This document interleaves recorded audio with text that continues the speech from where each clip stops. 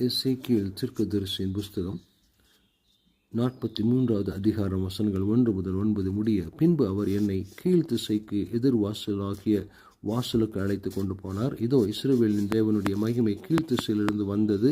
அவருடைய சத்தம் பெரு வெள்ளத்தின் இரைச்சலை போல் இருந்தது. அவருடைய மகிமையினால் பூமி பிரகாசித்தது. நான் கண்ட இந்த தரிசனம் நகரத்தை அழிக்க வந்த போது கண்ட தரிசனம் போல இருந்தது. இந்த தரிசனம் கேபார் நதி அண்டையிலே நான் கண்டிருந்த தரிசனத்தை போலும் இருந்தது. நான் முகங்குப்புற விழுந்தேன். கர்த்தருடைய மகிமை கீழ்த்திசைக்கு எதிரான வாசல் வழியாய் ஆலயத்துக்குள் பிரவேசித்தது.